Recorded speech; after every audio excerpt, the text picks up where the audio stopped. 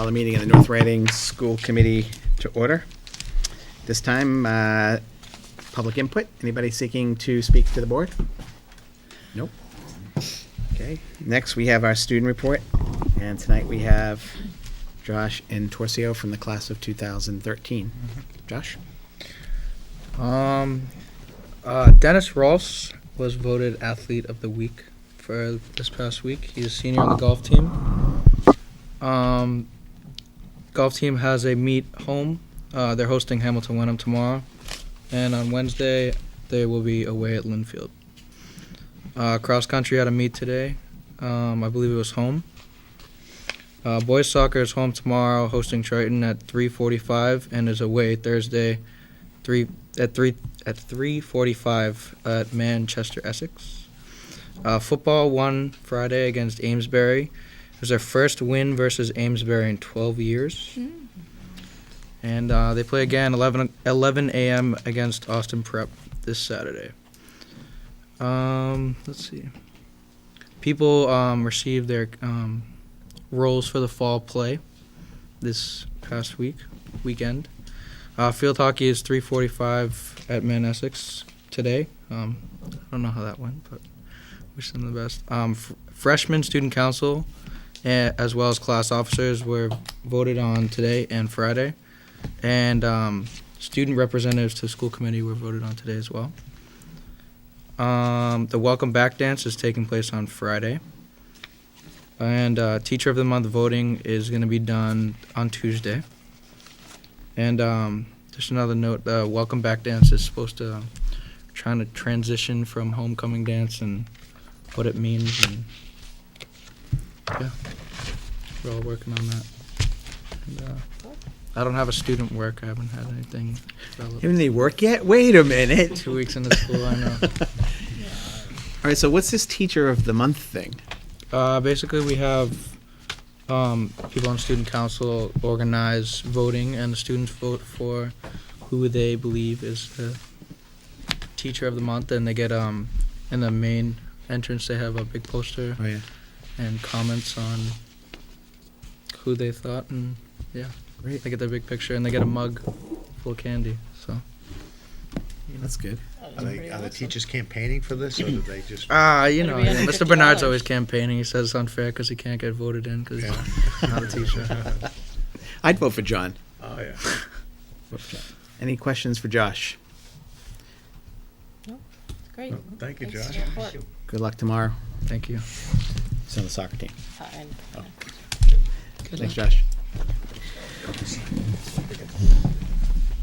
Okay, next we have continued business. An update on the secondary school building committee project. Superintendent Willis? A special secondary school building committee meeting took place on Tuesday, September 11th from 6:30 to 8:05 to vote on the recommendations from the September 6th value engineering session. All of the exterior light fixtures for the middle school parking lot have been ordered, and they were due in today. I saw electricians out front installing 3 of the lights over the course of today, and 3 more lights will be installed for a total of 7 on the front. There's also lights that have been installed on the exterior, so we have lighting all around the school, and work should be complete by 9/28. On Wednesday, September 19th, a meeting was held from 3:10 to 6:10 to review security cameras and door locks hardware. The meeting was facilitated by Rob Usla from Doran Whittier and included representatives from Ingersoll Rand and Ed Vance. And also in attendance were John Bernard, Kathy O'Connell, and myself, as well as Rich Genatasio, who I believe played an instrumental role with implementing the security system that's currently in place in the district. He provided an awful lot of good information and guidance as we moved through that meeting, and he will continue to work with the vendors that are working with the architect to make those decisions. The next regularly scheduled SSBC meeting will take place on Tuesday, October 2nd, rather than tomorrow evening.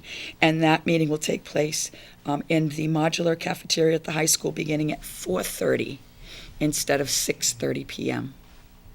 Looks like they have 3 lights turned on now Yes. when I just came in. They so, did? Made Yeah. a big difference, yeah. It should be a lot brighter now when you go out there at Difference, night. yeah. Good, I'll see that when I leave. Any questions on MSBA SSBC update?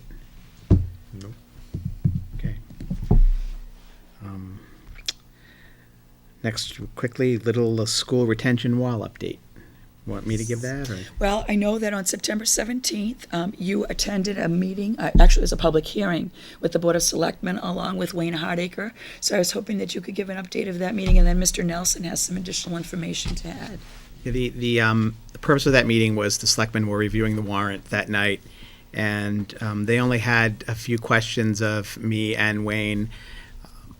They were looking for a cost. We told them at this time, the best estimate we had was $100,000, and that the engineering firm looking at the project was comfortable with that. However, we told them that we couldn't guarantee that it was $100,000, but that was the best estimate we had to go on now. So that will be the number that will be put into the warrant at the town meeting next week. That'll be the number that will be specified. So that basically is what we have to do the project at this point. They really didn't have a lot of questions other than what the cost would be and where the process was. And we explained that right now they were still basically surveying the situation, the project, and weren't ready with a plan yet. I think Mr. Nelson has some additional All right, information. so, thank you, Mr. Chairman. Thanks. Of course, the next step is next Monday at town meeting. We will be hoping that town meeting will support our request for that $100,000. As background and context, I think the public knows that the school department has footed the bill for the engineering study. That will be no greater than $10,000, and that engineering study is now underway. That engineering study will yield several outcomes. The first being a set of biddable specifications, which will allow us to advertise in the Central Register and review eligible landscaping firms that can do the work for us. It will also yield drawings that will be sealed by a registered landscape architect, so that we know that this work will be done in the proper fashion, and so that the life of this retaining wall will be longer than the present wall. So we want to do this in a professional fashion. The engineer, as of this morning, told us that he is very close to completing the specifications and the study, and that should we receive the good news Monday night that we hope to receive, he will commence working with our inspectors, meaning our building inspector, to make sure that the specifications and drawings fulfill the requirements here internally and locally prior to going out to bid. So that is the current status. Any questions on Jerry? Cal, supposing that we do get the funding from town meeting, is there a timeline on this? Is this a fall project or a spring I project? sure hope it will be. The engineer won't promise that, because while he will have done his work, the state bidding requirements require a lot of gaps in time. And if we had an early freeze this year, you never know what the weather will Any idea of the length, how long it will take to actually do the work? Is that, Jerry, I couldn't give that to you in Okay, just days, but curious. what I can say, the question I asked him today was, what are the odds of this work being done prior to the freeze this year? And he said 75% or greater. And I was hoping that we will write into the specifications a requirement that the work be done prior to December 1st, let's say. But the goal is to have this done prior to the ground freezing. okay. Jerry, the way I understand it, and Carl, you can correct me, there's basically a bidding cycle or something that we have to make sure that the project is ready when a bidding cycle comes around, and then we have to wait till the next cycle, I believe. There's a 2-week, there's something called the Standard Register, which is where you list all public jobs, and if you miss the deadline, you wait 2 more weeks, and then they have, 4 to 6 weeks to look at it, and then you go through the bidding process, then you have a vetting process. So there's a lot of steps that take place before you put a shovel in the ground. Right, thank you. Okay, any questions? Thanks, Carl. Okay, next we have Allison Kane is here from the high school to talk to us about the high school performing arts trip. Hi, Allison. Hi, good evening. I'm gonna pass this out. There's a few changes in the handout that you might have gotten, so I just wanna make sure that you have my most recent copy. Here Thank you. you go. Thank you. Thank you. Thank you. Thanks.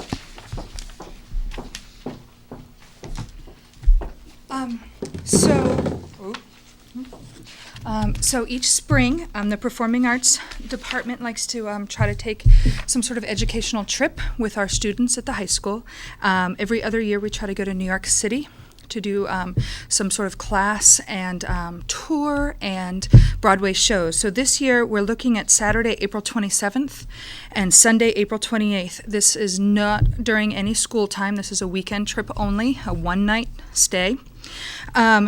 This year, we moved it back to the last weekend of April due to a conflict with my partner in crime, Eric Foreman. He couldn't go the first weekend of May, which we like to go. And Friday night is junior prom, which then I went, oh, gosh, junior prom. So we changed the schedule a little bit to try to accommodate so those students could still go. Instead of leaving at like 4 or 5 in the morning, we'd like to leave about 8 in the morning. This changed. We normally take a class at 10 o'clock in the morning on Saturday morning, but instead we won't be getting until about lunchtime, which will afford us then to actually go directly to the hotel instead of carrying our bags downtown. We'll check in at the hotel, and then at around 2 o'clock, and this time is still up in the air, but it's around 2 o'clock, the Roundabout Theater in New York City, which is one of the premier theaters, actually had one of our alumni, Courtney Smith, work at this past summer. And so she's trying to help us get a private tour and talk back with that theater. We also have another alumni, Josh Gordon, who worked at a different theater this summer in New York City, and he worked with the musical Bring It On. That's on right now. And so between the two of them, they're trying to help us get some really good hands-on backstage stuff. Courtney goes to school at New York, NYU right now, and so she's going to come by and kind of talk to us also about how what she does here in North Reading applies to what she's done outside of that. So that's a little bit of a change from just taking classes through Broadway Classroom, but I thought it was kind of a cool way for the students to see what actually happens afterwards and some of the different paths that they can take. Then there's a little bit of time in the afternoon to kind of tour around Times Square and downtown. We'll meet up. We go to Ellen's Stardust Diner for dinner all together, and then we'll see a musical. Right now, it's Newsies and Matilda, and Spider-Man is on hold in case we can't get the other two because the first two are very, very popular. Then we go back to the hotel, which is downtown, and we go to sleep. The next day, we get up, breakfast at the hotel. We check out. The kids have to carry a backpack, no luggage. It's all a one-night trip. And then we go take classes at the Broadway Classroom. I found out about this a couple years ago, actually through a former friend of mine who I used to perform with. And he no longer works here, but they do great stuff. So Broadway Classroom takes people from Broadway and has them teach the classes in the morning to students. And so our students get to pick from musical theater, song and movement, or The Art of Quick Change, which is about costuming, improvisational theater sports, or stage combat. Those are the 4 that we've chosen for that morning. So all the students will pick, and they'll take one of those classes that are approximately 90 minutes. Then we have lunch. We're going to see another matinee, another show, which will be either Newsies or Matilda, depending on how they fall. Get back on the bus and arrive back home. I'm estimating about 9:30, 10 o'clock that night. This trip is going to cost us approximately $400, and I set up a payment plan of every other month to try to help out $100, and then every other month $100. But on top of that, we have a really big fundraising push in the winter time through our music boosters. And the kids can do candy caning. It's kind of like flamingoing, but they go and put candy canes in people's yards. We carol throughout town, and we do chorograms in the school. Last year we had kids fundraise more than half of their trip last year, which is this. This is half of a bigger trip. So they could technically fundraise the entire thing, which would be great. And right now we're looking at 49 students because the bus seats 55, so that's 6 chaperones and 49 kids. But we told the kids we've had more than 49 kids say they're interested. So if we can get up to 80, we'll take 2 buses and we'll just get a few more chaperones. Our chaperones are myself, Mr. Kane, Peter Kane, Eric Foreman, Robin Foreman, Carla Lister has said that she'll join us, and Kim Dugard, who is a teacher at the high school, said she would join us right now. So that's just if we take the smaller bus. If we take a larger bus, there are others who may be interested, and we'll see if we can add a few more on. Any questions? Comments? Those kids going to the junior prom, they're gonna be really tired when they get back. Oh, Sleep nice on and the- quiet on the bus, right? Sleep on the bus all the way down to New York. 8 o'clock is better than 4:30. Exactly. For me as well. For me as well. We try to pack it all in there, best bang for our buck. But I think this way, I know a lot of our students after shows like to go out to Chili's for a little bit and then they go back home. So I thought, after junior prom, Peter Kane is the junior prom advisor. So, then they could go out, they could, go to Chili's or Denny's or something and then go back home and still get 6-7 hours of sleep before they, we leave on the bus. Any questions? No. Move to approve the school trip to performing arts to New York City in April of 2013. Second. Further discussion? Hearing none, all those in favor? Aye. Opposed? Unanimous. Excellent. Have fun. Thanks good very time. much. Thanks for having me. Okay. Next, we have superintendent is going to give us a presentation on the model system for educator evaluation.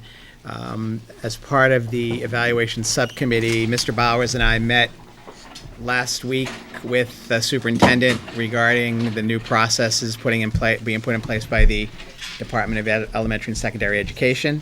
And now Mrs. Willis is going to talk about, are you going to just focus on the superintendent or the whole process? No, the educator first. Educator and first, a and little bit then- about the superintendent. Okay. So at this point, Set up.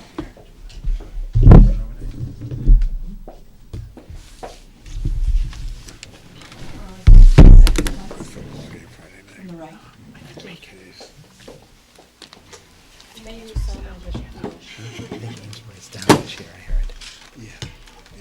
In your packet, I had included a two-page or double-sided overview of the educator evaluation process, just to orient you to the 5-stage cyclical cycle. And this particular presentation that I'm going to share with you today was shared at the MASC Joint Conference for School Committees and Superintendents last November. I've cut out some slides, so I've truncated it a little bit, but I wanted to give you the essence. And as Mr. Webster said, Mr. Webster and Mr. Bowers and I met to talk about the educator evaluation process. What we need to do in terms of the big picture is to negotiate with the Teachers Association around the implementation of the regulations that were voted by the legislature. And actually, we met with the NREA today for our first organizational meeting. In addition, prior to actually negotiating, the school committee needs to hold a hearing around the standards. And so we are proposing that hearing take place at the next regularly scheduled school committee meeting, which I believe is August 8th? October. October, I'm sorry, not August. 9th. It's the 9th, because the 8th is the holiday. That's true. And it's to seek a public hearing to comment on such matters of negotiations. And it falls under MGL Chapter 71, Section 38. Yeah, And the state's requiring every school committee hold the public hearing in order to let residents come in and comment on the new evaluation system. So that's the purpose of this. So in a similar way that we have a hearing for school choice, it will be on the agenda as a separate hearing for the purpose of educator evaluation. So, as we get started, the intended outcomes, just to go over the requirements of this new educator evaluation regulations, the challenges and opportunities that they present, and some of the resources that the department has made available to support effective local implementation. I just want to draw your attention to this binder This binder includes all of the advisories that have been published by the Department of Elementary and Secondary Education. So the Administrative Council has read each section of this binder to review all of these advisories as we prepare for implementation of this system. There'll be a little more information as we go through the slides around these guidelines, but they have provided an awful lot of support to the implementation process. So they go on to talk about, it's really important, and we know this, that effective teachers and leaders matter. There's no other school-based factor that has a greater influence on student achievement than an effective teacher. And effective leaders create the conditions that enable teachers to teach and for learning to occur. And therefore, it's our responsibility to ensure that every child is taught by effective teachers and attend a school that's led by an effective leader. Excuse me. The new regulations are designed to promote leaders and teachers' growth, place student learning at the center. Now, this is true for what we're already doing in this district. I've talked to you about the instructional core. In the instructional core, the three corners of that triangle are students and teachers and the presence of content. So this isn't anything new than what we're already doing, but it's truly emphasizing that we're placing student learning at the center. And we're using multiple measures of student learning, not just one. More about that in a moment. There's also an opportunity to recognize excellence in teaching and leading. It does set the bar higher for obtaining professional status as an educator, but it does shorten the timelines for improvement, should improvement be necessary. And at the bottom, I think this box, whoops, sorry about that, guys. The box at the bottom is important. These regulations apply to principals, to superintendents, to teachers, to counselors, and every other position that requires a license in the state of Massachusetts. So everything you see that I'm going to provide for you today around educator evaluation pertains to everyone, not just teachers. So this is the cycle that I was referring to. It's a 5-stage cycle, continuous learning cycle.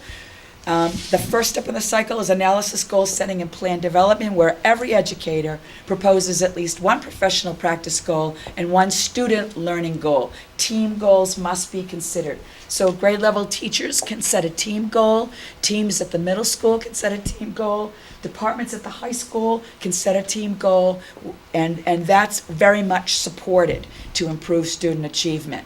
Every educator and evaluator then, as we implement the plan, will collect evidence and assess progress along the way.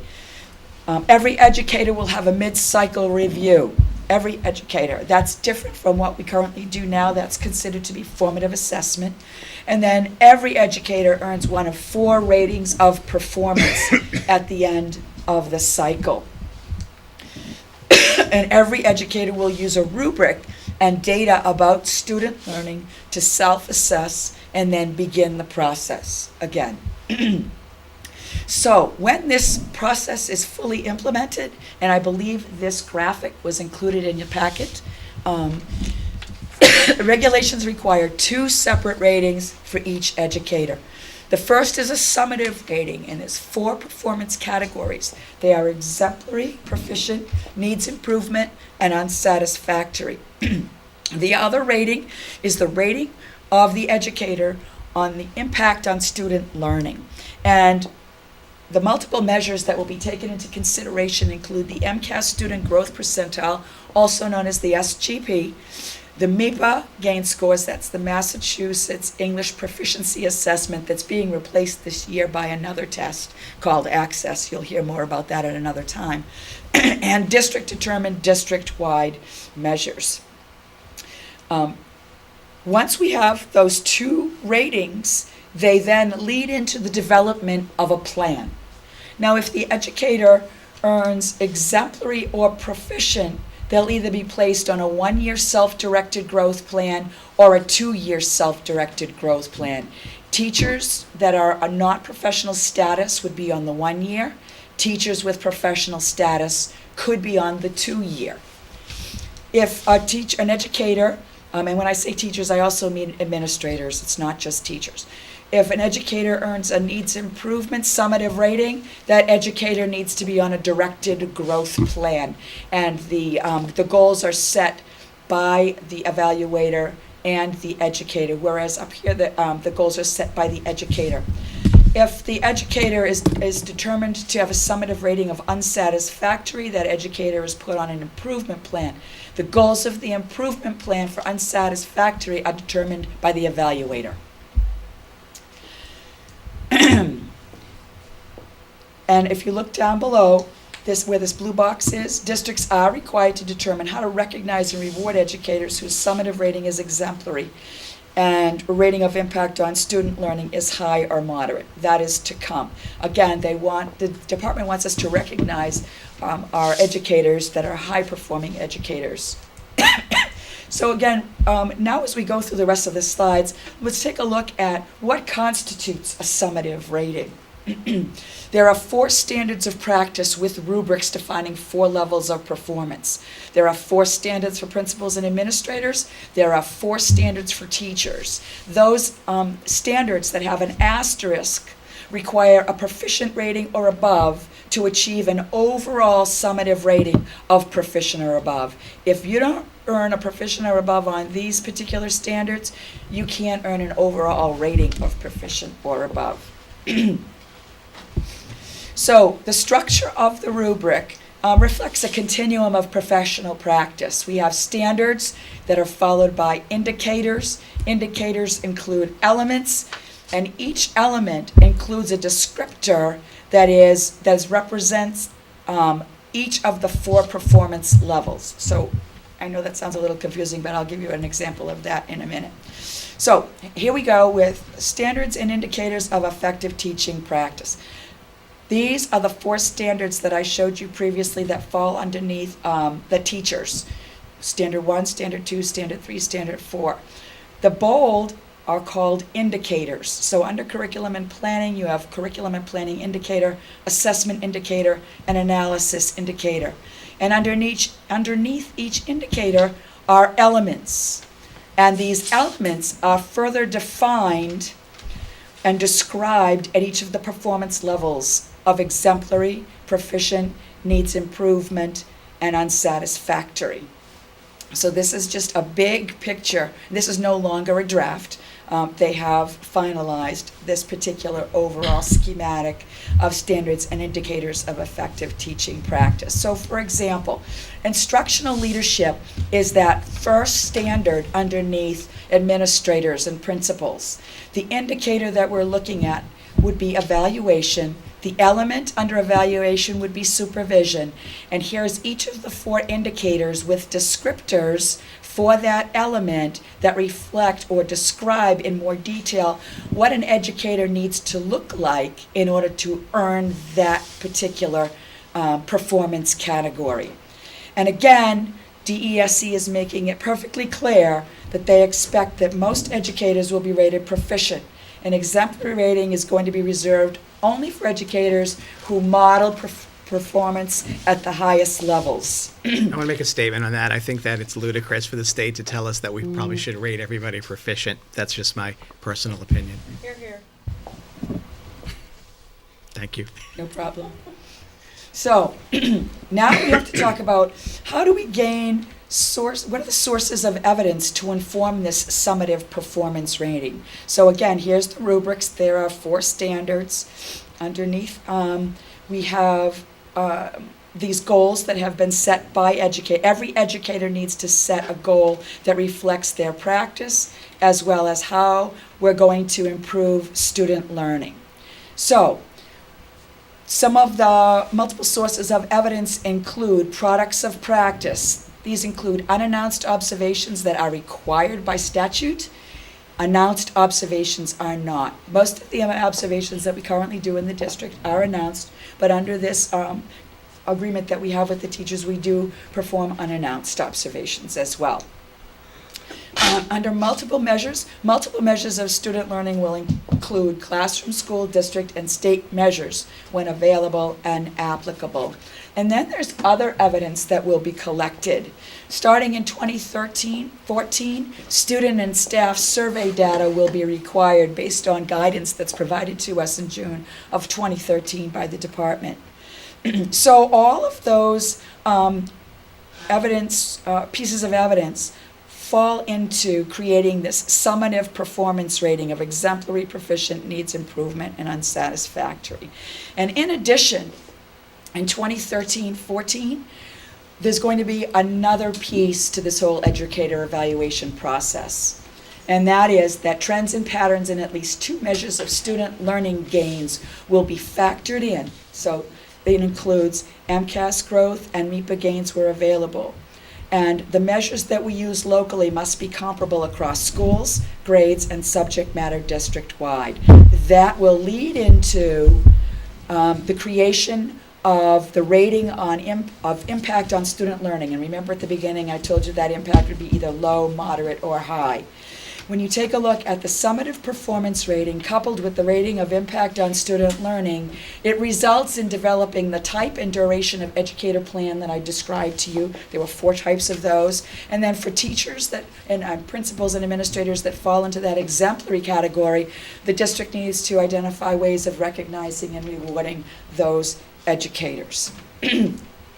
So, what are multiple measures of student learning? Well, I mentioned MCAS student growth percentiles, MEPA gains when they're available, and other assessments that we will be working on with the association to identify comparable district-wide assessments across grade level or subject, including portfolios, approved commercial assessments, or district-developed pre- and post-unit and course assessments. And I can tell you that the curriculum leaders across this district have been working with Patrick Daly to identify local pre- and post-unit and course assessments.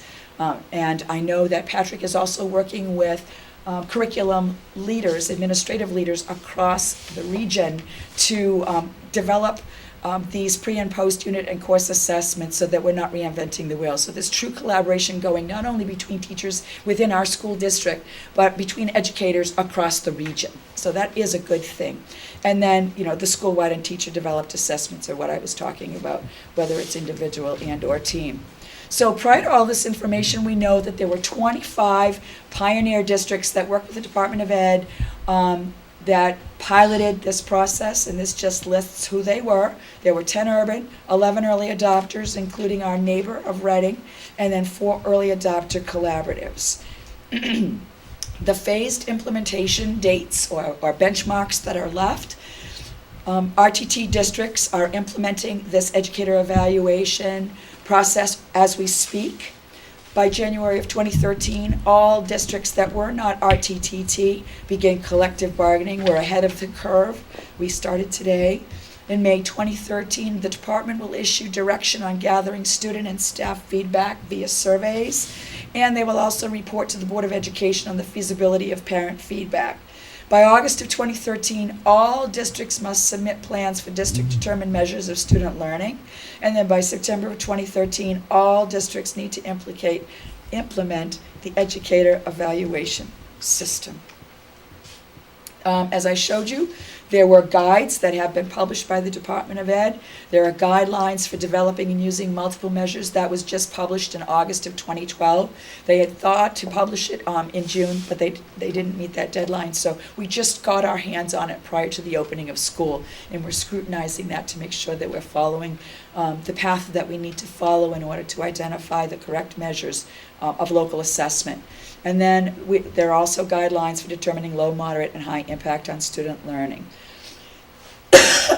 And then there are examples and resources on multiple measures, educator impact, and collecting feedback. So putting it all together, this is just an example of what a professional practice goal and a student learning goal may look like as created by a middle school music teacher. These are called SMART goals. A lot of the professional development in the district this year in North Reading will focus on assisting educators with writing appropriate SMART goals, because that's not something that can be negotiated, that's an expectation via legislation. So for example, professional practice goal, I will collaborate with my colleagues in the music department to research, develop, pilot, analyze, revise, and share 2 performance-based assessments. You can see that that is a team or group goal.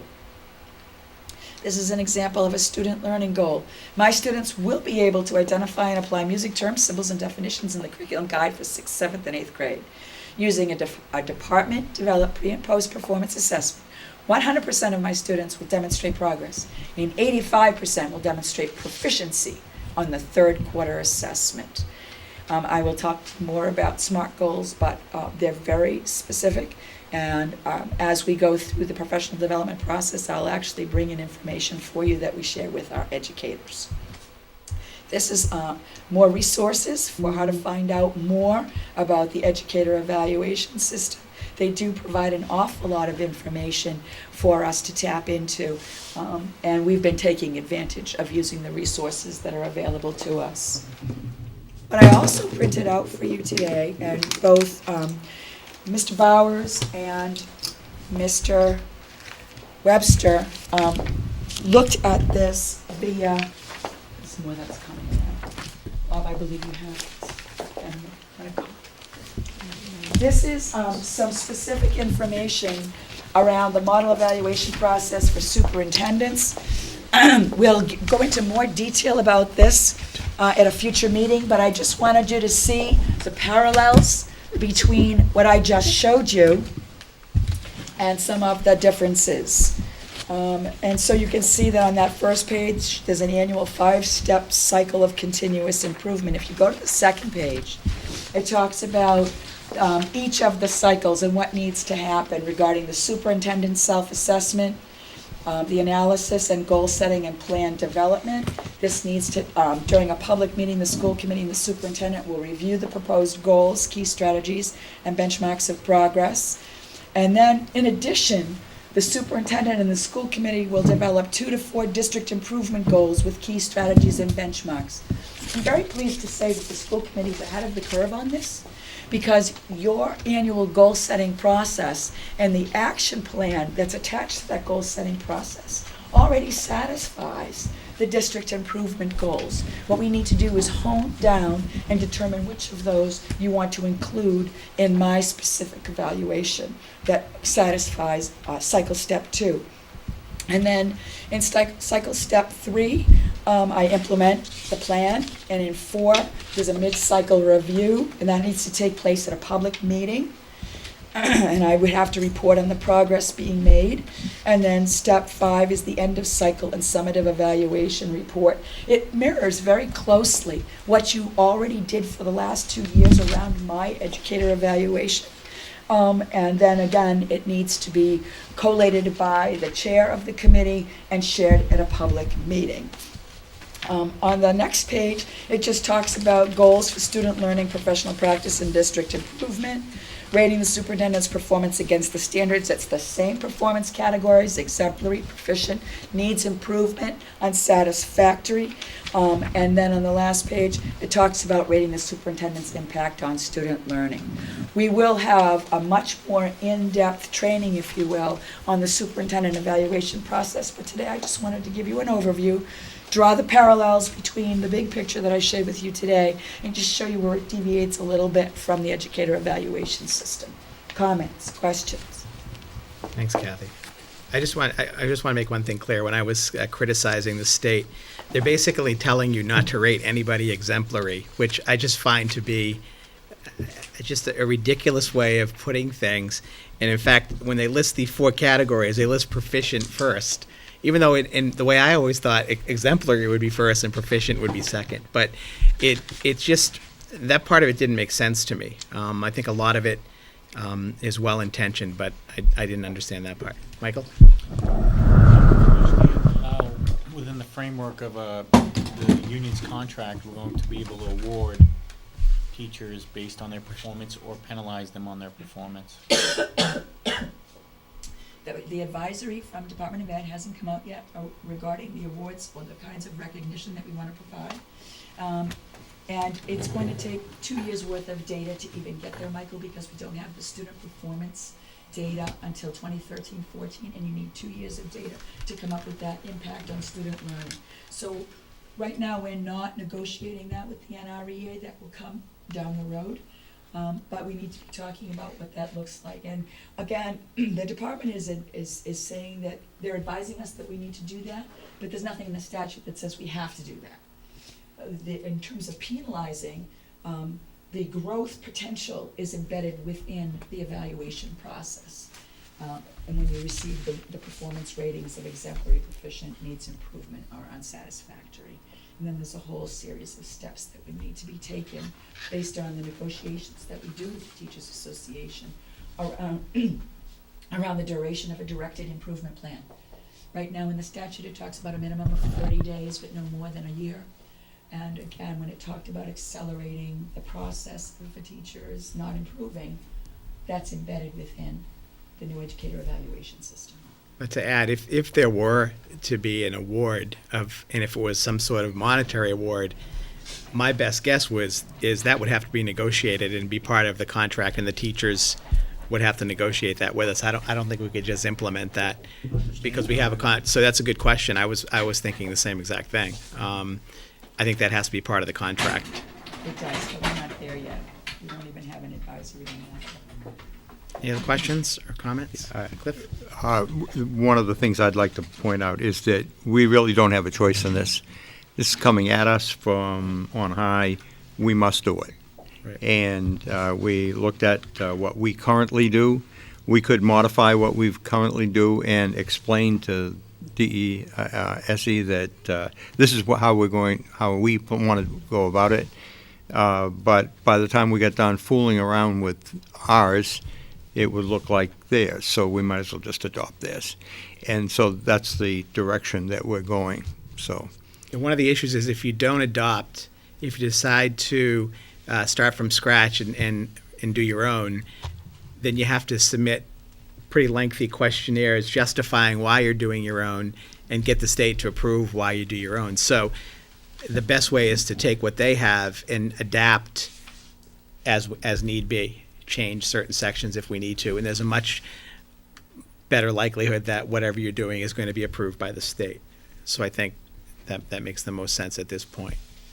One of my concerns is resources. We're doing a lot of this now, but it's adding a lot more work. There's a lot more data collection. There's a lot more research that's going to be required. Principals are going to have to spend a lot more time on this. Superintendents are going to have to spend a lot more time on this. Teachers are going to have to spend more time on this. So I think the state's going to have to watch closely to see how much time this is taking, because while the goal is to improve education, you may have a situation where you end up having people focusing less on educating the students and more on making sure we're doing evaluations correctly. So I think that's my biggest concern with the whole process, is spending more time on evaluations than. There's just so many hours in the day and just so many dollars in our budget. Right. And it's how we're going to spend it is determined by DESE, and they're going to direct us to do this. We're going to do it because of that. Right. But I think, one of the greatest concerns I have with it is that this is basically a way of dealing with the problem that we had before with adequate yearly progress. So when you're at the top of the pile, it's very hard to show that yearly improvement.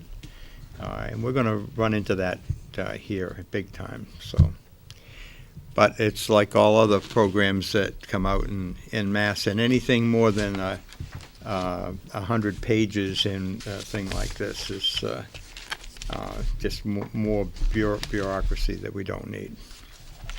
Personal opinion, but it doesn't matter. I don't have any voice in it. Karen? I'm perfectly happy with the rigor of this. I mean, obviously, I am an evaluator for a living, so I think that it's nice when we have specific guidance that actually tells us, what they're looking for.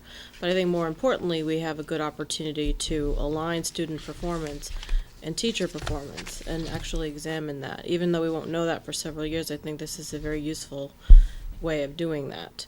Remains to be seen whether we implement it properly and it actually does what it's designed to do. I think so that's the piece that I worry about.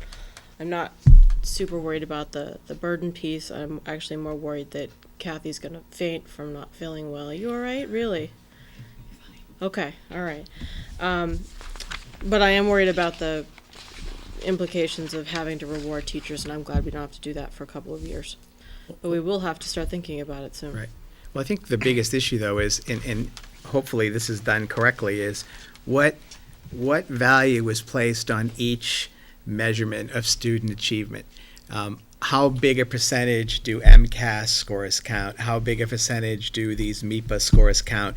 What other assessments, quarterly grades? And I think that's the biggest issue, is making sure that those values are right, and that there isn't too much emphasis placed on a test like MCAS versus other things. Well, that's that the part balance of- is right. I think it's interesting they're taking those things into account. It's part of composite weighting. Right. But ultimately, it has to do with, a self-assessment and the person evaluating their assessment. So it's still subjective. Yeah. So composite weighting doesn't really make a whole lot of difference, because it's just thinking about how somebody does overall, and fitting into 4 categories doesn't really have to be that finite.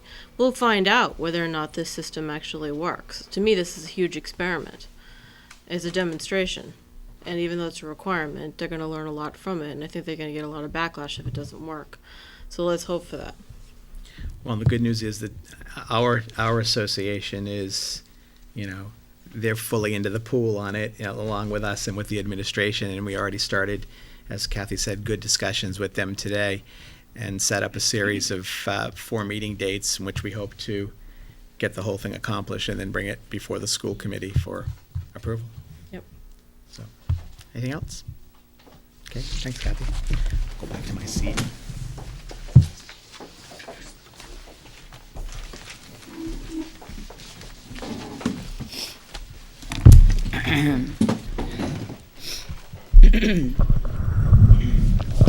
Next, we have North Reading Public Schools Accountability and Assistance Ratings. Yes. Handouts for you. If you could take one, please, pass it along. I'm going to start with this explanation of the new progress and performance indicator system. Patrick attended a previous meeting, and we talked about how is the accountability system changing. And as you know, the accountability system and MCAS results were released last Wednesday.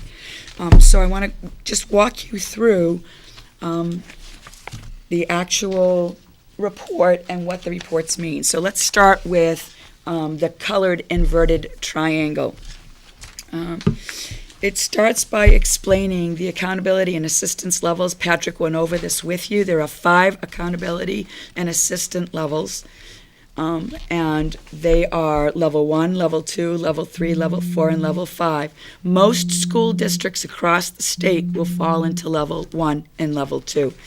I'd just like to draw your attention to the last page in this packet with the inverted triangle, to the box at the end that talks about, beginning with this school year, what those changes are, just to remind the committee and the public how this has changed. The No Child Left Behind goal of 100% proficiency has been replaced with a new goal of reducing proficiency gaps by half by 2017. And the old status labels of improvement, corrective action, and restructuring are now gone, and I just told you what the new labels are. AYP is replaced now with Performance and Performance Index, Progress and Performance Index, which is the PPI, that incorporates student growth and on the other indicators. And so for a group to be considered making progress toward narrowing proficiency gaps, the cumulative PPI must be 75 or higher. More about that later. Also, a school percentile between 1 and 99 is reported for schools with at least 4 years of data. More about that later. What's really significant is this last number, number 5. Reports show a new high needs group. This is an unduplicated count of all students in a school or a district belonging to at least one of the following individual subgroups: students with disabilities, English language learners, or former ELL, or low-income students. So if we go back to the front of that packet with the inverted triangle that's in color, you can see at the bottom, underneath that triangle, North Reading School District. North Reading School District has been determined to be a level 2 school district. We fall right where most school districts are going to fall. And the way that a district earns that designation is 1 or more schools in the district are classified as a level 2. Underneath, in the box The blue box, you can see each of the schools. You can see what each of the schools' levels are. The E. Ethel Little School is a level 1 school. The L.D. Batchelder, a level 2. The Hood School is a level 2. North Reading Middle School is a level 2. And North Reading High School is a level 1. I'm taking this information from the reports that I handed out to you in a separate packet, and we'll go to those reports later. But this information that I've broken down to you on this handout with the colored triangle is really going through these reports that are posted on the DESE website for the public.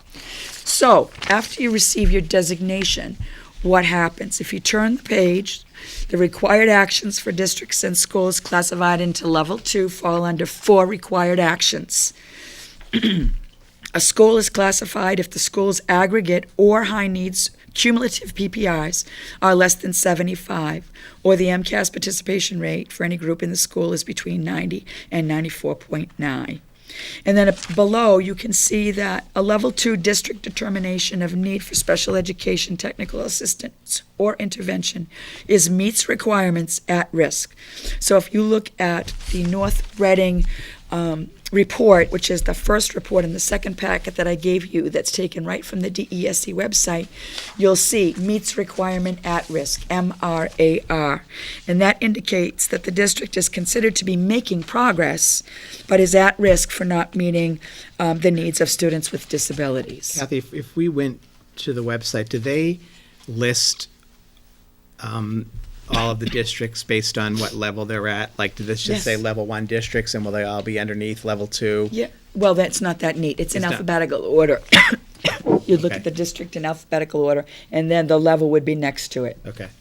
I can tell you that I took a look. I went to the DART tool that I showed to you last spring, and I took a look at comparable communities: Foxborough, Grafton, Hanover, Linfield, Marblehead, Medway, Newburyport, Reading, Sandwich, Wilmington, and North Reading. And they're all level 2 districts. Every one of our comparable districts are level 2. So then, if you take a look at the planning requirements, these planning requirements are no different than what we do every year when MCAS results are released. And that is, we analyze the disaggregated data for all student groups, not just the aggregate, but we break it down into our student groups of students with disabilities. We take a look at students that are identified as low income. We also take a look to see if we have any ethnic groups, and we take a look at their performance. We take a look at gender. So we break all of that data down over multiple years to take a look at trend analysis. So we're doing already what we're required to do, being classified into a level 2. And then if it is required after our analysis, then we review and revise the district and the school improvement plans. And then it talks about at the bottom of that column to consider using DART, which I did do. Under parent guardian notification, just like under NCLB, there were report cards that were issued that identified specific information around every district and every school. There's still going to be a report card that is disseminated on every district and every school that needs to be published and disseminated in October. And the DESE will provide guidance regarding a template of that report card. In addition, if we had a school that was providing supplementary educational services, also known as SES, we needed to notify parents of the discontinuation of that because that was under NCLB and we are no longer required to do that. And we did notify parents at the middle school where we had supplied SES that we will no longer be doing that. Under the fiscal requirements, we need to prioritize schools based on their need and spend a prescribed portion of the district's Title I money allocation. We were told by the Department of Ed, you could be required to put aside anywhere from 0 to 20% of your Title I funds to do this. We were advised by the department to put aside 10%, of which we have allocated to the middle school, the Hood School, and the little school because they qualify based on low income status to receive additional services under Title I. And that Title I money must be spent on interventions and supports, and we do provide tutoring. On the next page, I had I mentioned. have a question. Yes. So if one of the schools at level 2 doesn't qualify for Title I, it appears that we as a district are required to allocate more funds to that school, or am I reading that wrong? Well, that school doesn't qualify for those additional funds under Title I, so we need to find another way to provide support to that school to assist the group of students that did not meet the PPI, the cumulative PPI. We'll dig down into the data and I'll point that out to you, what that is. But no, the Batchelder School at this particular time does not qualify for Title I funds. But the only way to address those issues is to come up with more funding, usually, correct? Not in this case. No? I'll get Okay. into it in a little bit more detail, but Okay. not in this case because of the nature of the high needs group. Okay. Okay. The next section of this advisory talks about the school percentiles, and as I previously mentioned to you, it's a percentile is between 1 and 99. What this number indicates, it is the school's overall performance relative to other schools across the state that serve the same or similar grades. So you'll see this percentile on the school reports that I gave to you from the DESE website, and you can see that I've gathered all of those percentiles and put them onto one sheet for you. So that gives you an indication of the school's overall performance relative to other schools at that particular level. The percentile for the Batchelder is 85, for the Hood School it's 62, for the Little School it's 81, for the Middle School it's 67, and for the High School it's 79. So it's just another indicator of comparative performance to other schools across the state.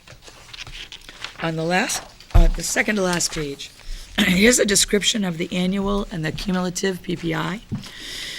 The Annual Progress and Performance Index, the PPI, is a measure of the improvement that a group makes towards its own targets over a 2-year period on up to 5 indicators. There are 7 indicators for the high school.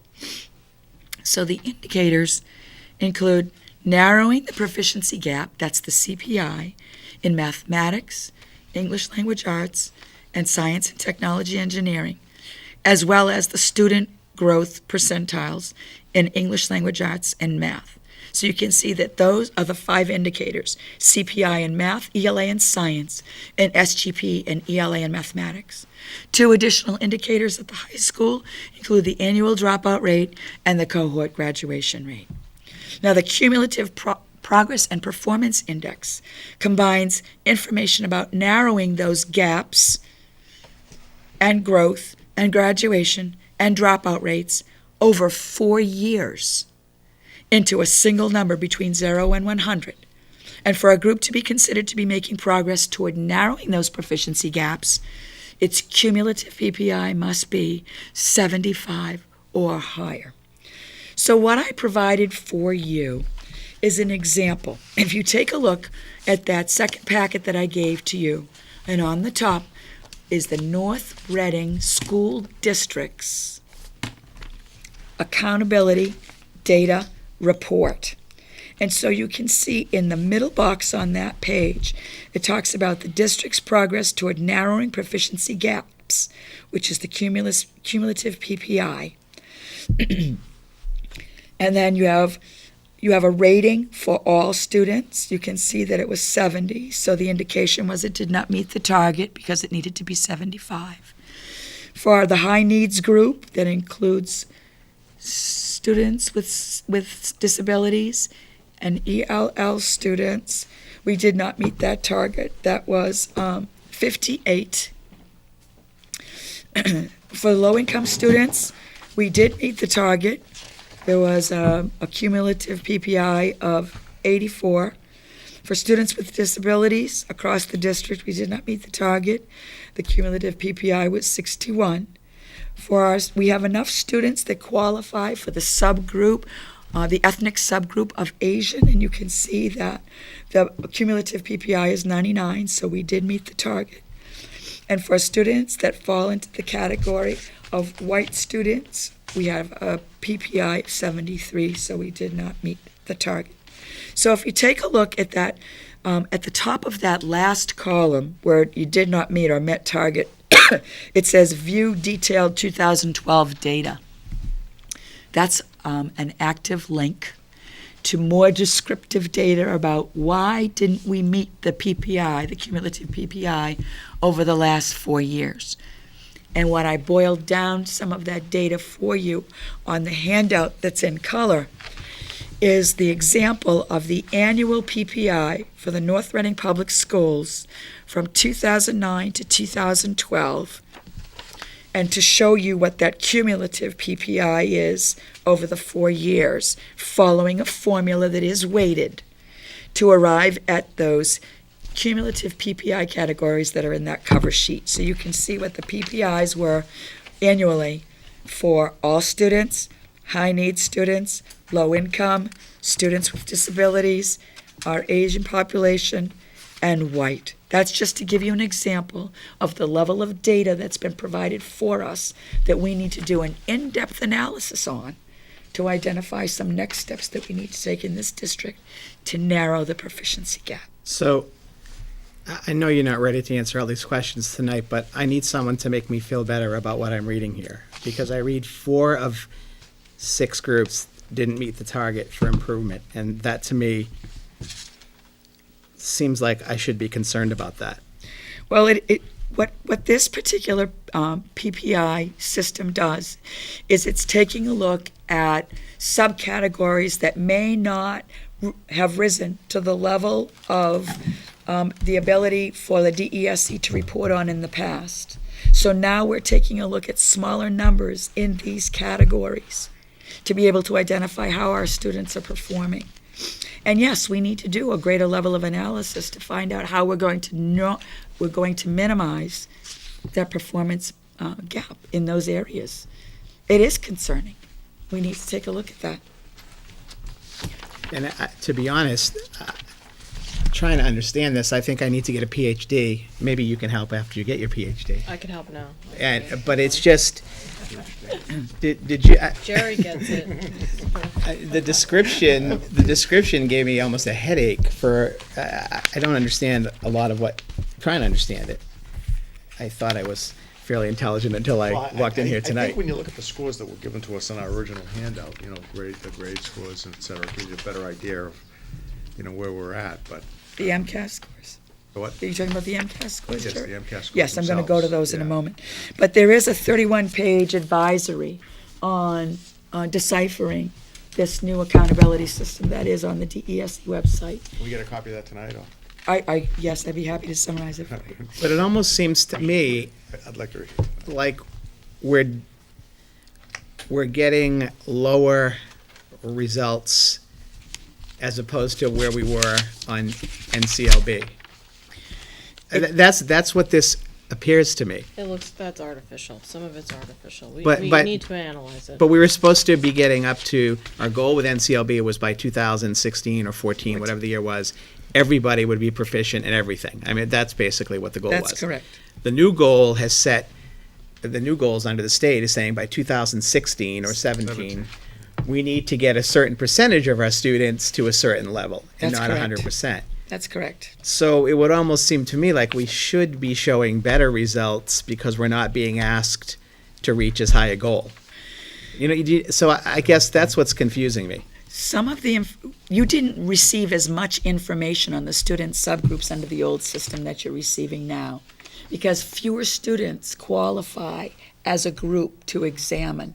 Before, the number of students that you needed to have in a group was higher in order for you to get these, to get a particular performance rating on a particular category. But what they have done is that in the high needs group, they have created a new group for us to look at that they call high needs, to focus on how these students are doing, and they are our high needs population. That did not exist under NCLB. That is a new group. In the past, we would have a student count more than once. If you're a white student that had English language learning issues and you received special education services, you were counted in each one of those categories. In the high needs group, you're counted once. And so that's giving you that information in the high needs group. So it is a very complex system. There are multiple formulas that are weighted to give us this information. This is our baseline data. What we will be doing, as I had told you when I went through the NRPS 2016, is at the end of that plan, we will be setting improvement targets for each of the next years up through 16, 17. And that's what we'll be working toward in order to meet our targets in each of these subgroups, not only at the district, but in each of the schools. Any other questions or comments? Kathy, these numbers are cumulative then over the 4 years, 2009 to 2012. The CPPI is cumulative. We have an annual PPI and a cumulative Okay. PPI. Now, again, just looking at this, should we be encouraged by the 2012? Yes, we should be encouraged by the 2012. Thank you for pointing that out. The aggregate scores for all of the schools in 2012 is 75 or higher. And that is weighted to a greater degree than the scores from 2009 and 2010. So there's a weighting mechanism that's incorporated into the formula. But that's in the aggregate. We do have some work, though, that we need to address in some of the other subgroups. And we will do that, as we have done in the past. We'll continue to focus on those areas. But it gives us very descriptive and specific information about student performance in those areas. And it's based on not only achievement, which is the CPI, but growth. That's the student growth percentile. So it's taking growth into consideration, and NCLB did not in the past. So I can move into an overview of the MCAS scores at this time.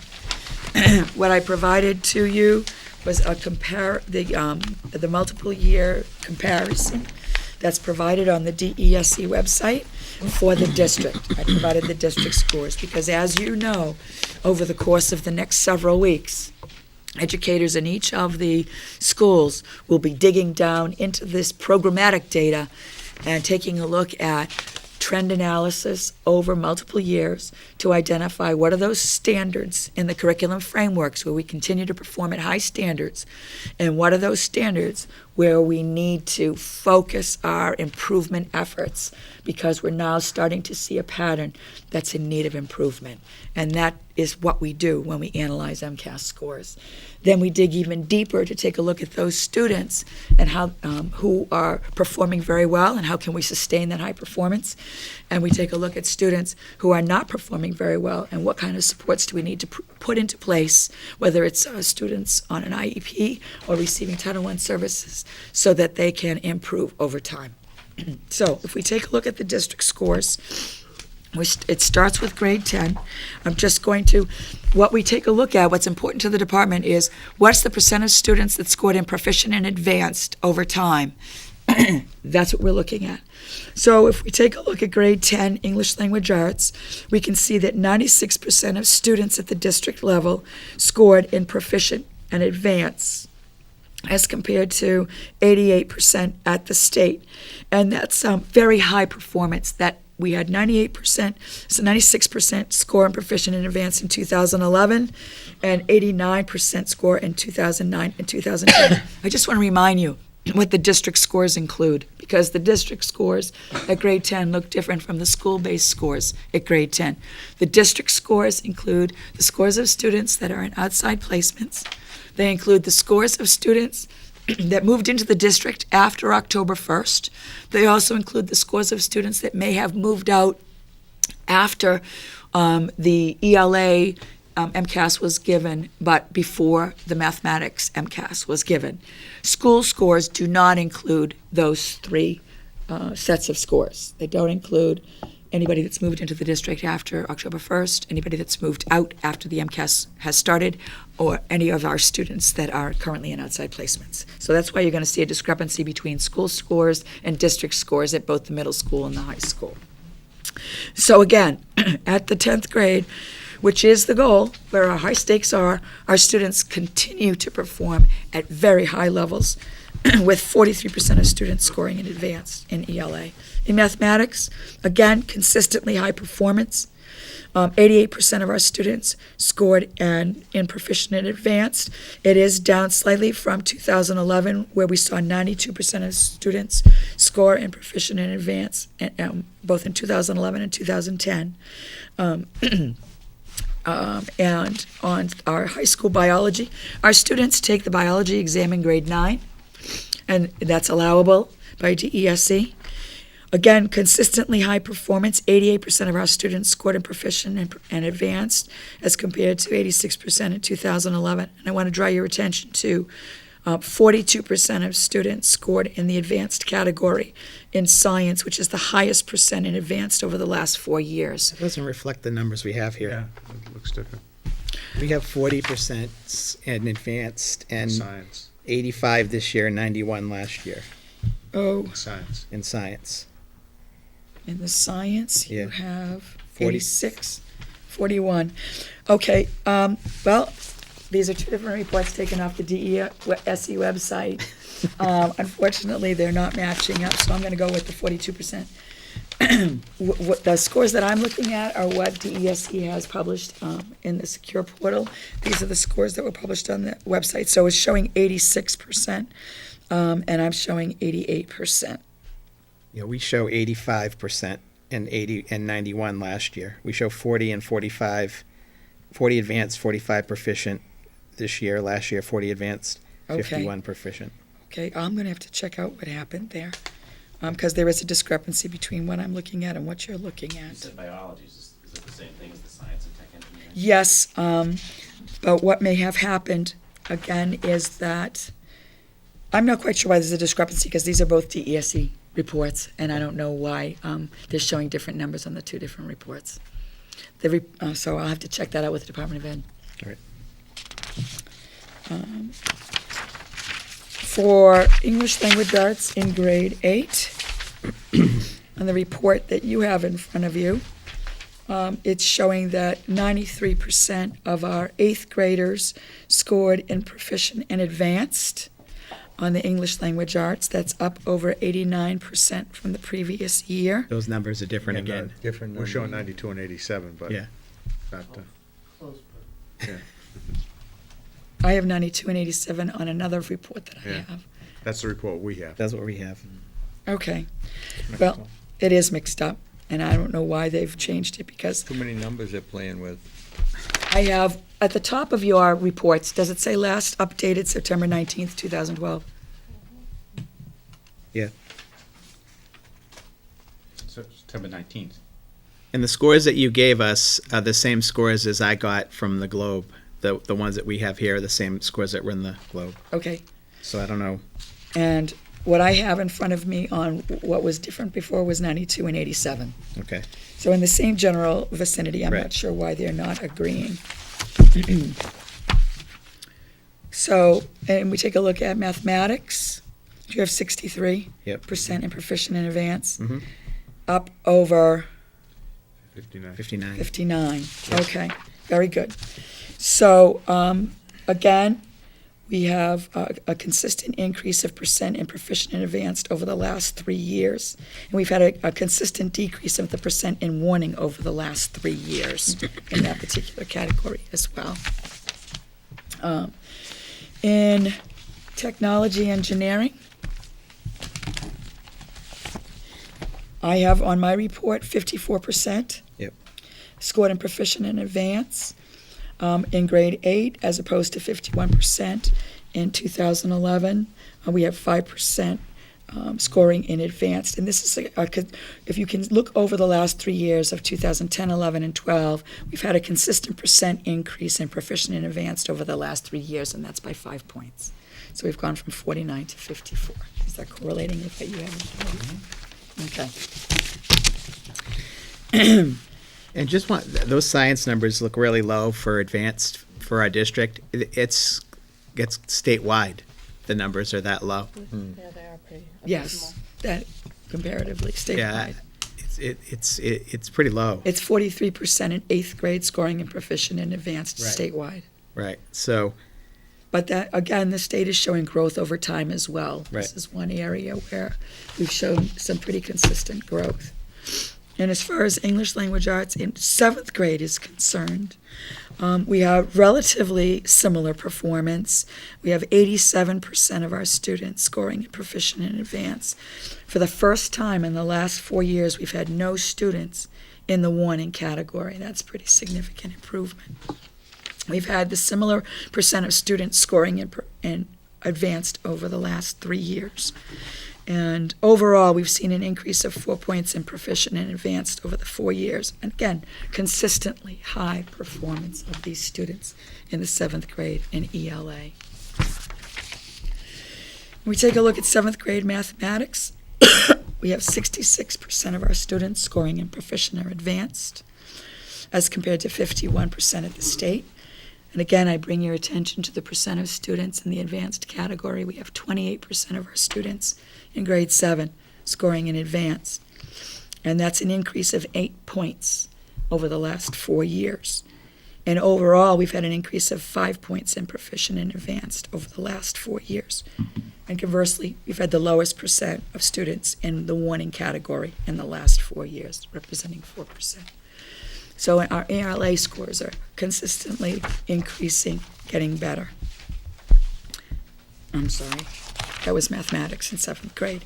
In ELA in sixth grade, we have 86% of our students scoring in proficient and advanced, and again, the highest percent in advanced over the last 4 years, with 27% of our students scoring advanced in sixth grade English language arts. And the performance has been comparable over the last 3 years as far as the percent of students scoring at proficient and advanced, and again, consistently high performance. Just 1 point difference from 1 year to the next. In sixth grade mathematics, we had 77% of our students score in proficient and advanced, as opposed to 60% at the state. We've had relatively similar performance over the last 4 years, ranging from 73 to 77 to 79 to 77%. And again, consistently high performance of sixth grade mathematics scores. In English language arts in grade 5, we had 74% of our students score in proficient and advanced. That is a drop in the percent of students scoring in proficient and advanced by 6 points over the last 4 years. And it's a drop of 12 points from 2011 to 2012. Kathy, that's a drop, I mean, across Yeah. the board for all 4 years. Yes. And then even, obviously, if you've dropped in advanced and proficient, it means you've increased in other categories. But Correct. it's significant in the needs improvement Correct. and the wanting area. By 8 points in needs improvement. I think this is the most dramatic Yes. It is. decrease that we have in the entire. I agree. It does mirror what took place at the state. When the state notes about what were the trends, they talk about third grade mathematics and fifth grade ELA. So we need to take a look at why did North Reading mirror the trend at the state level? And I don't have that answer for you at this particular time, but we will be digging down into the data. Again, 1 year does not constitute a trend, but when you see that drop-off took place across the state, it's pause for consideration. We really want to dig down into the data and figure out why. Test was wrong. That's My first conclusion from looking at that. It's the whole state. It's one The factor. Test given across the whole state, and it didn't conform with what the curriculum's supposed to be. So I'll keep you posted on that. And fifth grade mathematics, 78% of the students scored in proficient and advanced. Excuse me. There's an increase of 2 points in proficient and advanced over the last 4 years. But we saw a slight decrease from 2011 to 2012, but it's relatively similar performance, and it is high performance. I do want to bring your attention to the percent of students that scored in advanced. 39% of our students in fifth grade scored in the advanced category of mathematics. And that's the highest, as I said, in the last 4 years. In fifth grade, science and technology engineering, We've seen over the last 4 years a consistent increase in the percent of students scoring in proficient and advanced, and that increase reflects a 6-point increase, with the highest percent of students scoring in advanced in the last 4 years, and that was 32% of our students.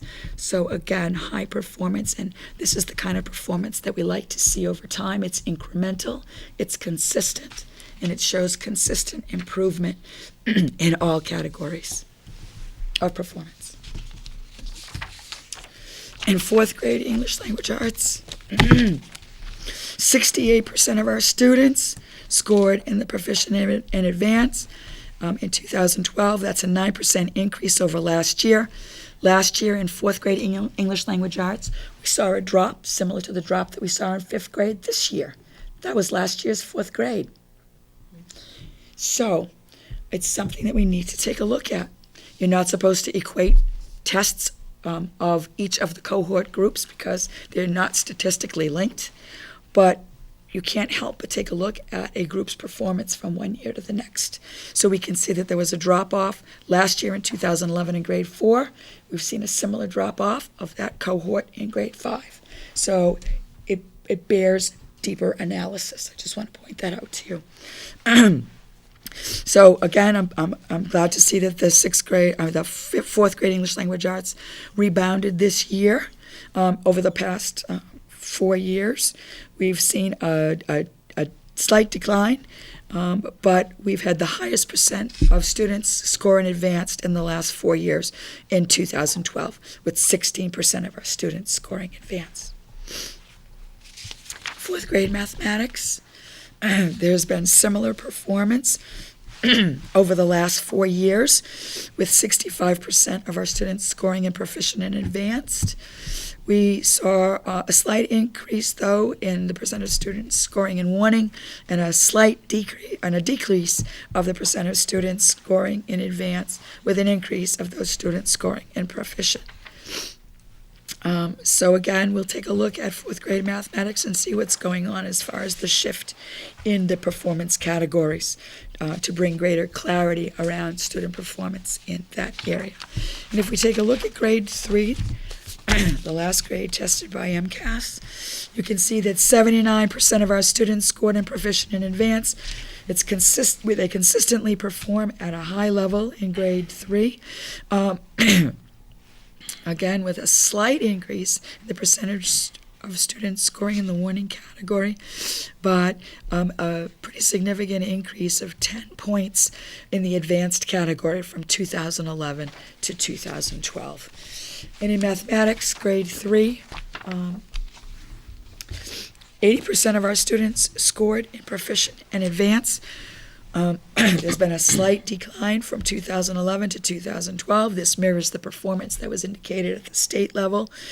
But again, 80% of our students scored in proficient and advanced. That's a consistently high performance for our students at grade 3. And remember, grade 3 is the first year that our students take this assessment where they are faced with writing short answers and open response questions regarding their performance.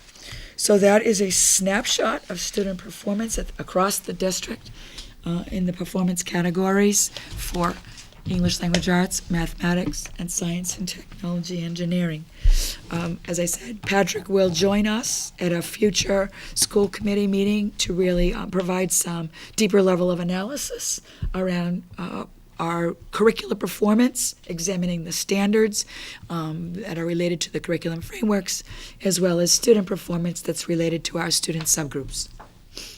Questions? Questions or comments? Go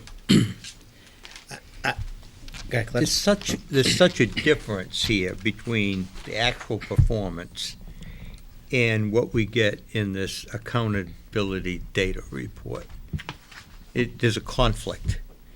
And it may not be a conflict with the numbers, but it's a conflict with what's being presented to the world.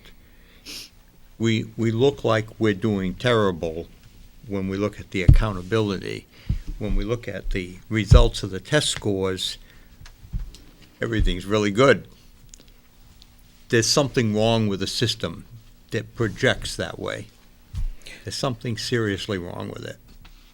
I guess I'm torn on commenting on this because I know how important the MCAS scores are, but this gets back to one of my pet peeves about measuring students, is that we don't have any idea what our kids do when they leave this high school and how successful they are, and all we're tagged with are MCAS scores on our forehead. So I have a hard time commenting on it. But that said, since that's how we're measured, while I agree somewhat with Cliff, if you look at these scores, in many areas, we've pretty much plateaued over the last 4 years. We haven't seen a lot of improvement, and that gets back to a question I always have about these scores: is how realistic is it that you can take all students and get them to a certain level that the state or the federal government wants you Well, to get they've to? kind of admitted to that too,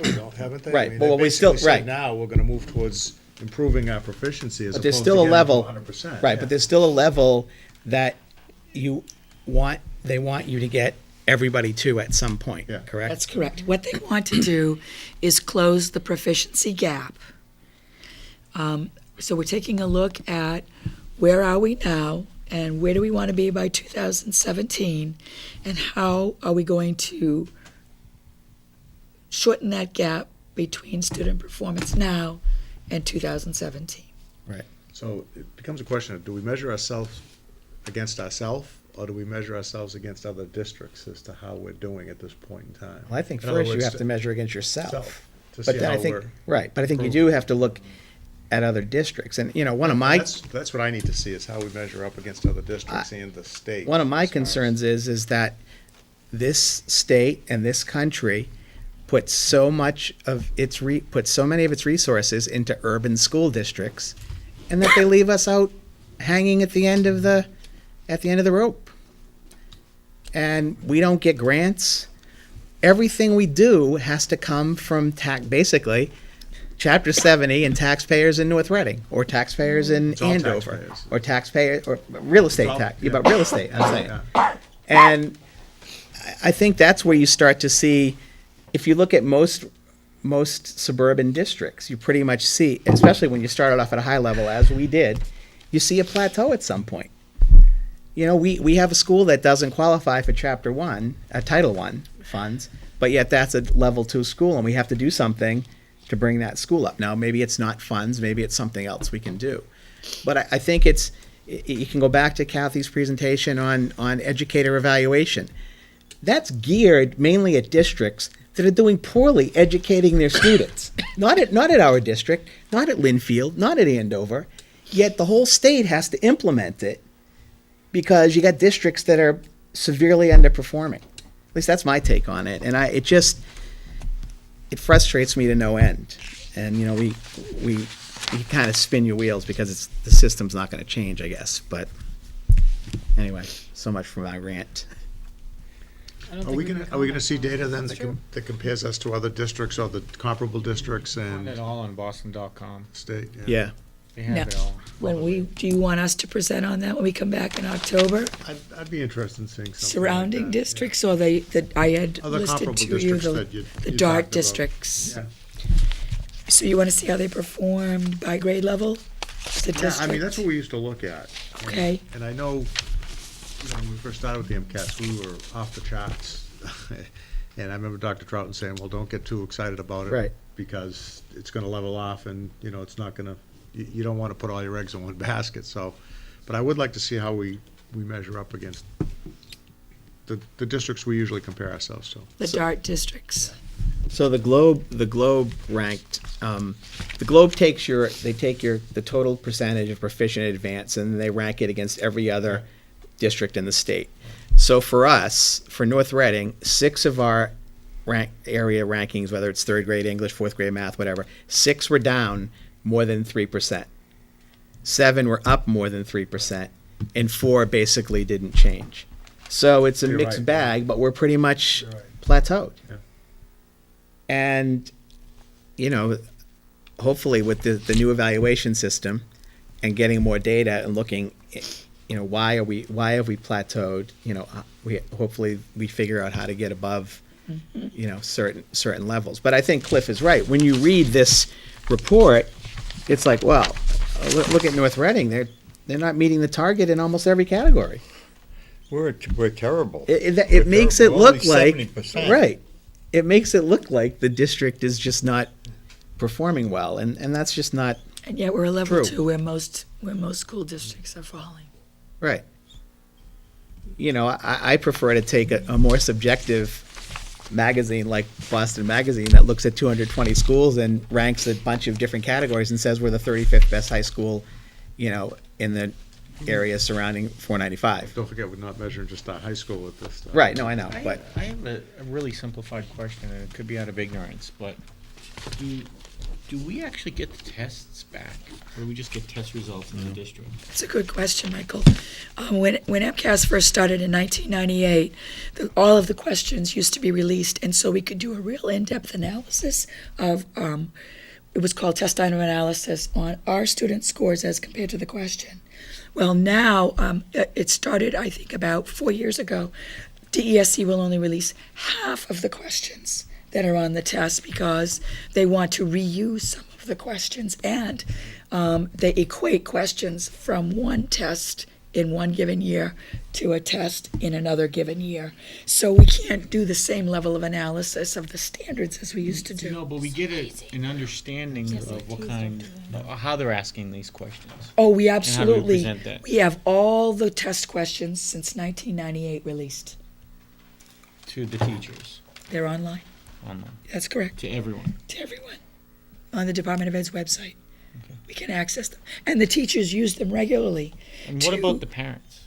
You can look at them. They can Oh, go out to the absolutely. DESE. Go on the DESE website under the MCAS link. Yeah. And it will, at the bottom of the page, it will be a link to MCAS questions. Right in the center of the page. If you go to the MCAS page, it will give a sample. Every day there's a sample question from some grade level on either ELA, math, or science. And then underneath that will be a link to all the questions that have been released. so I guess on MCAS scores, you know, there's goals that the state has under this new accountability data rating, met target, did not meet target, et cetera. But when I look at MCAS scores, we should be looking for some level of improvement every year, shouldn't we, between on the proficient and advanced total, correct? That is the intent. And at worst, a level Yes, number. yes. Okay. Every year, it's a different group of students. Right. So when you're looking at scores over the year, you're comparing apples to oranges. You're not comparing apples to apples. But the student growth percentile is what you can look at because that is equated from one year to the next. And the student growth percentile looks at 2 years' worth of data of students that perform similarly in any given proficiency category. So the SGPs are intended to be looked at over time. And when you have an SGP that falls between 40 and 60, it's the SGP is aggregated in deciles from 0 to 100. So when you look at 40 to 60, that's considered normal growth for any given year. And each school has an SGP, each grade level has an SGP for each category that's assessed. So that's what's telling you whether or not we're making growth. If we're not at 40, between 40 to 60, we're not making what's considered typical annual growth. So we are growing 40 to 60, but not fast enough for the states. Right, we're showing growth every Right. year Right. in all of our content areas. The one in other all of our thing, schools. I know you didn't present them tonight, but the Globe had them, and you know, I think we have some schools that, at least that I'm extremely concerned about. When I looked at the MCAS scores, the scores at the Hood School were extremely troubling, and I think there were a few other grades, but I think the Hood. I know you'll be taking a look at that, but That's been consistent though yeah, over so the the last last- 10 years. Right. So- It has been. But we will look at that, and we do. The principals are doing that now with their teachers. On October 5th, on the first full professional development day, we're spending the whole day on data analysis. That's the theme for the day. So the principals will present the PPI and go over that in great depth. And then the teachers, the educators in the schools will be going through the MCAS data as well as local data. One other thing to remember when you look at, you see, 5% warning, 4% warning. For most cases, for us, that's 7 or 8 students. Less than that. Or less than that. But It's not a large number of students, but the percentage might make it look like it's a larger number of students. For us, I think it's very difficult to make any comments, honestly, pertaining to the MCAS scores, because if we have an age group that, say, scores 60% and the state average is 46%, we actually don't know what those questions were, how they were being taught, what are the kids grasping. I think it's very difficult for us to even analyze any of this data as a school committee. I would say, okay, fine. You know, Yep. I'd also like to mention one thing, and it has to do with some statistical significance. Anytime you have a group or a cohort that's less than 100, the variance of the performance of the members of that cohort have a significant impact on the percent scoring in each of those categories. Each of our elementary schools Less than has 100. cohorts of less than 100.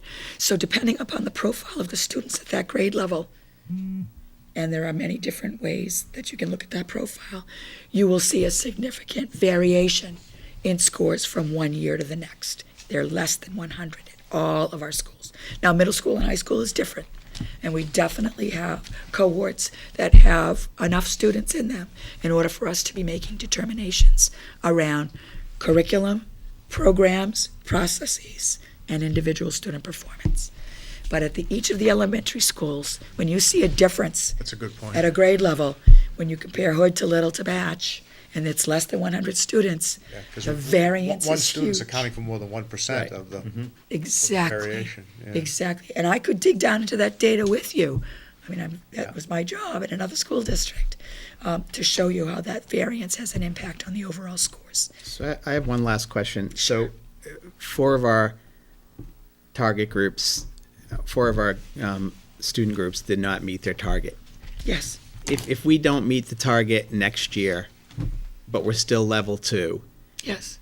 are there more improvement requirements that have to be put into place, or can we go forever at level 2 and not meeting targets? Well, at this particular time, you've seen what the advisory from the department has been regarding level 2 districts. So that's what they're telling us right now. I don't know if they'll change that for next year. I mean, it's kind of a day by day. They just rolled that out. So, but the whole point about meeting this is making growth. So we want to continue to make incremental growth toward meeting our targets in all of those subcategories. Right. Because remember, the benchmark is 16, 17. So if we don't make as much growth one year, we have that much farther to make up in the subsequent years leading up to 16, 17. So we do need to get there by 16, 17, one way or another. Right. Okay. I noticed that on that Boston Globe /Boston.com site, the charter schools seem to score really high. It just seems like maybe they're just preparing the kids better, or they're teaching right to the MCAS. You know, that could be a difference. Secondly, are there any kind of like MCAS consortiums in the state that we're involved with, or similar districts on when they all get together and discuss, well, how are we preparing for the MCAS? And Yes. Patrick Daly belongs to no less than 2, and I believe 3. yeah, So he attends those meetings regularly. As far as the charter schools, I'd like to just return to that. The charter schools have significantly fewer students right. than public schools. So again, that variance of student Yeah, performance. And the charter schools can make determinations as to what students attend or don't attend. Public schools do not. We include everyone, as we should. And there's also, he's right, most of the charter schools scored high, but it was interesting, there were some that are right at the bottom too, but again, they had like 25 students. Kathy was more polite, I was gonna say, but charter schools cherry pick their students and we don't, but that's, The other thing we is, I can't. don't We can't. consider demographics as an issue, because if you look at some of those towns and those scores, I mean, they weren't some of the top no. towns you'd There think were of. some, right, there were some towns that There were a lot of surprisingly were towns up that were high. surprisingly high. Right, I noticed So, that too. It's interesting to Yeah. figure out what people are doing or towns are. Yes, I can tell you that towns that were level 3 under NCLB received significant support in terms of resources from the state. We never had access to any of those resources. So as you previously mentioned, all we get are Title I, and they're very teeny tiny resources. Because we barely qualify for Title I in We those barely schools. qualify for Title I. So when you take a look at the resources that have been available to us and the high performance of the students in this district, I applaud the educators and the school committee for this sustained high performance. Do we want it to be higher? Absolutely. There's always room for improvement. But when you start at a very high level, that room for improvement is narrower than if you start at a lower level. Well, the football team's playing really well. Thank you, Jerry, for breaking Yeah, that that up. really is. That's a very good point there. Extremely good point. They're 2-1. They Yeah. keep the score right. The score's right on the scoreboard. It's probably a high school graduate running the scoreboard up there. Yeah. I mean, what more can you ask for? All right. Thanks, Kathy. So we'll be back. Okay, next, bills and payroll, I believe, are signed. Minutes, I looked at the minutes and I had no problem with them. I don't know if anybody else has the minutes for August 27th, regular meeting. So if anybody wants to make a motion to approve. Move to approve. Minutes of open session minutes from August 27, 2012. I'll second it. All right. Motion by Jerry, second by Michael. Any further discussion? Hearing none. All those in favor? Aye. Opposed? And one abstention, correct? Cliff was not. Was I there or that? Yes, you were there. Extension. You were there. Oh, that's right. August I'm sorry, 27th, not last 27th. week. Thank you. Not last meeting. Yeah. Write your name all the time. Yeah, it's easier, yeah. Gotcha. Only marginally New I faculty and remember staff. back. Kathy? We skipped over budget update. Oh, Do you want to do we have a budget update? Oh, it's too late now. I don't want to hear about, no. Sorry, Mr. Nelson. No, it's very brief. Okay, Carl, budget update? When we were constructing the FY13 budget, remember, we all often have to do that many months prior to knowing the outcomes of lots of things. And circuit breaker is one of the outcomes we didn't know the answer to, because that takes place later in the budget process. So we were conservative, as we tend to be, and we actually guessed at a 60% reimbursement rate for our net claim in circuit breaker. What happens is we quantify all of the costs of our special education students, and we are able to receive a percentage of the costs over a foundation enrollment figure. So in other words, in rough figures, I can tell you that we are able to receive a reimbursement from the state for any student whose total cost of transportation, therapy, and et cetera, is over, I want to say, $45,000, somewhere in there.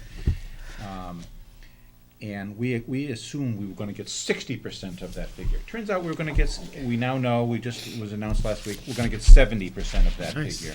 So, that's great news, and the legislature has funded circuit breaker almost to its max, the max being 75%, that's the legislation. So, that means, in real terms, about a $100,000 additional circuit breaker appropriation to the district for FY13. So that's wonderful news. We were conservative in our projections, and I think that the school administration feels that it presently has no encumbrance against those funds, and that those funds can sit in the circuit breaker account for that purpose, should we have unexpected expenses in that area. Makes sense.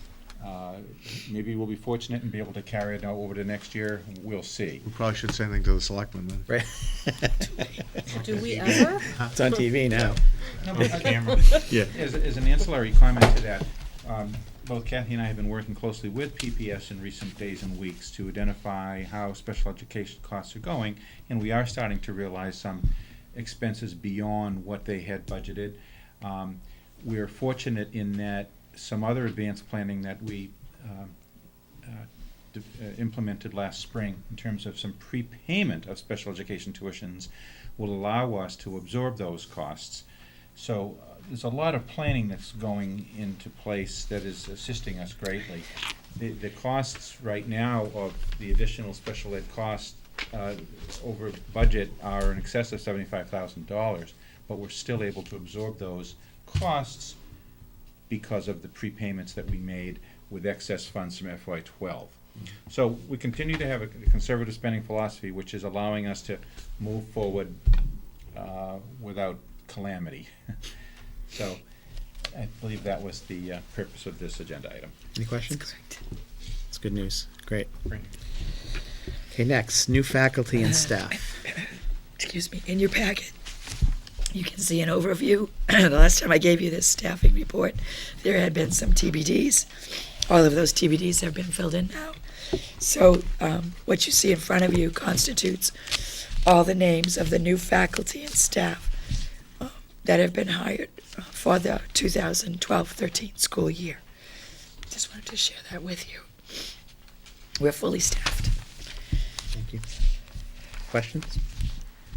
Next, we have a letter from North Reading Athletic Boosters regarding donation. And Kathy, since I don't want to make you talk anymore, I'll take this. It's a letter from John Norton, president of the Athletic Boosters, letting us know that through the combined cooperation of High School Athletic Boosters and the North Reading Touchdown Club, they've recently purchased 9 more concussion helmets for the football team, bringing the total of 20 that they have purchased for it, which is quite significant. Those helmets are $200 to $250, I believe. Yeah, they are. And they're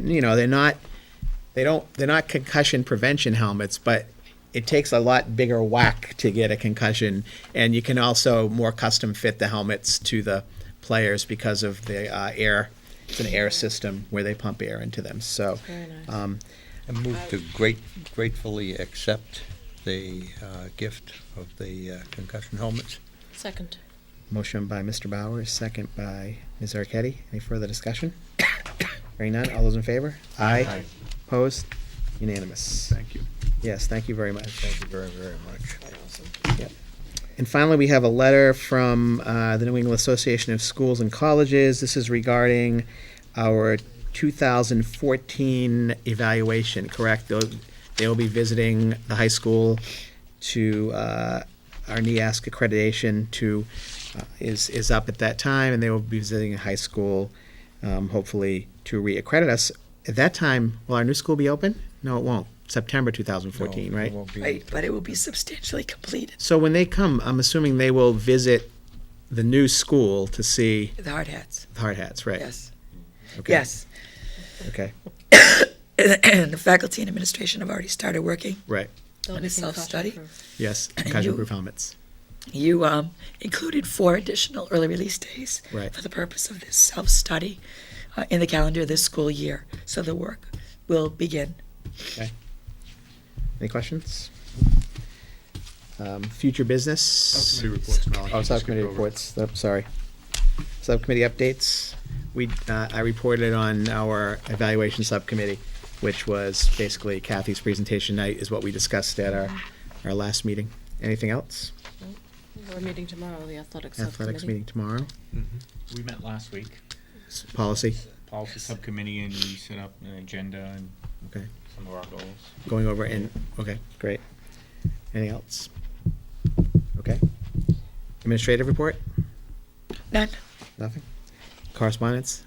You read it? Read it.